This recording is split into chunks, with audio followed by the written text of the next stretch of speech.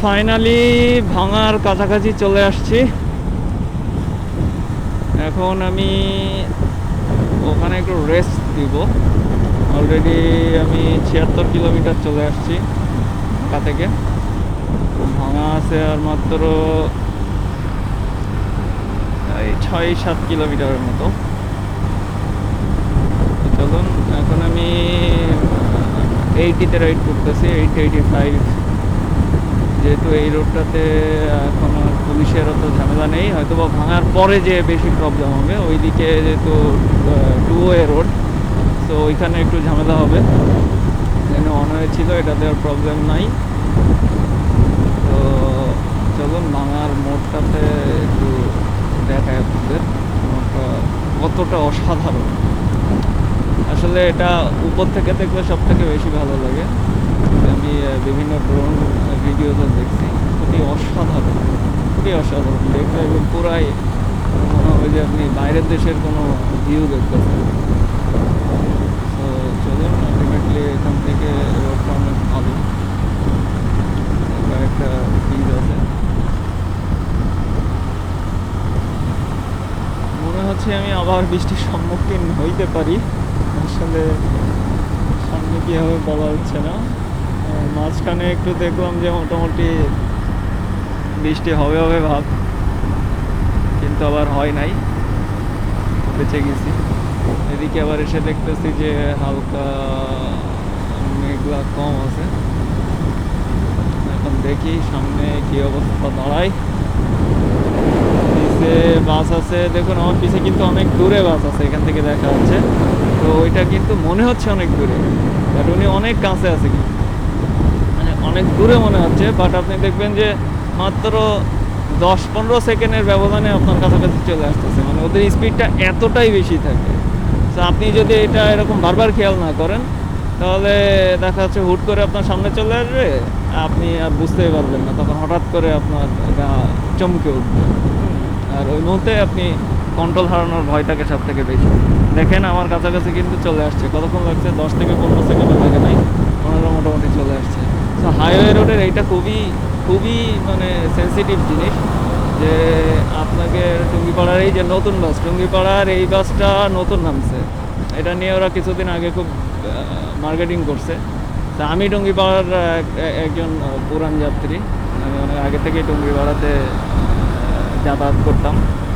তখন তো এদিকে পদ্মা সেতু ছিল না, ফেরি ছিল।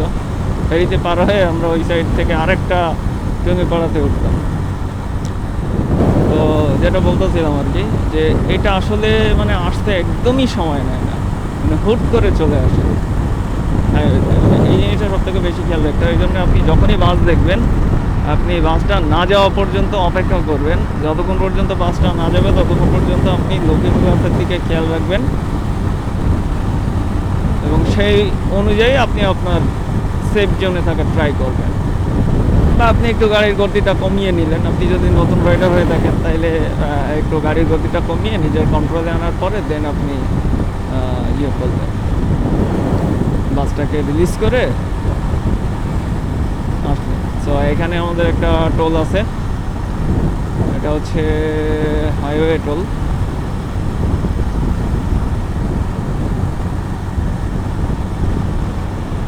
এটার পরে হচ্ছে আমাদের ভাঙা মহাসড়ক। ভাঙা, এই যে দেখতে পাচ্ছেন হাইওয়ে টোল, এটা জাতির পিতা বঙ্গবন্ধু শেখ মুজিবুর রহমান মহাসড়ক টোল। তো এখানে এই যে বাইকের লেনটা এই সাইডে, এদিকে বাস ঢুকাই দিছে। যে আমার পিছেও সব আর একটা বাস, কি একটা অবস্থা দেখছে, বাইকের লেনেও বাস ঢুকাই দিচ্ছে। এখানে নতুন লেন তৈরি হচ্ছে। আমরা এখান থেকে টোলটা দিয়ে নেই।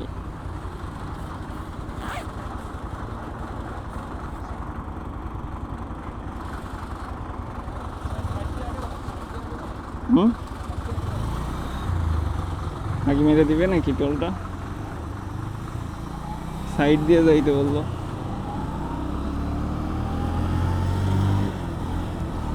সো ফাইনালি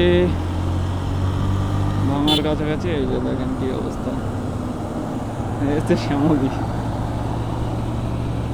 সাইড দিবেই না সে।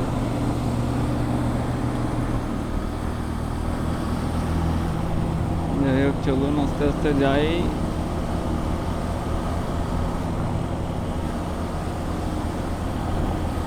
তো অনেকটাই আগে ফেলছি, তবে আমি অলমোস্ট 3টা টোল দিয়ে দিলাম,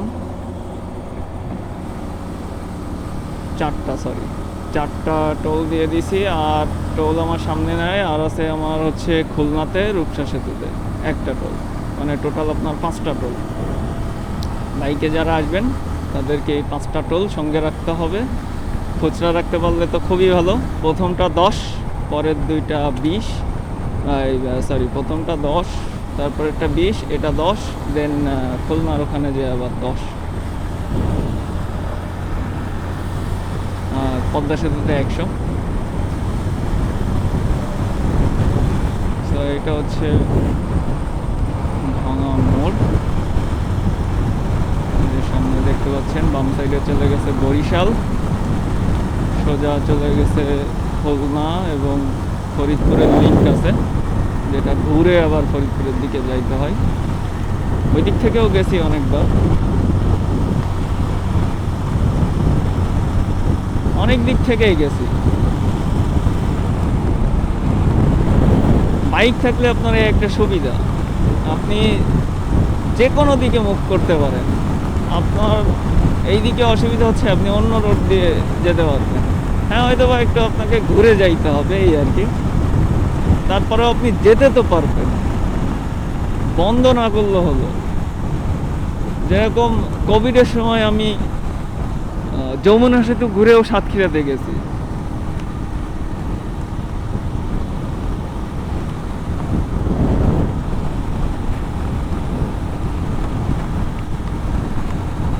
তো ফাইনালি আমি পৌঁছায় গেলাম ভাঙা মোড়ে।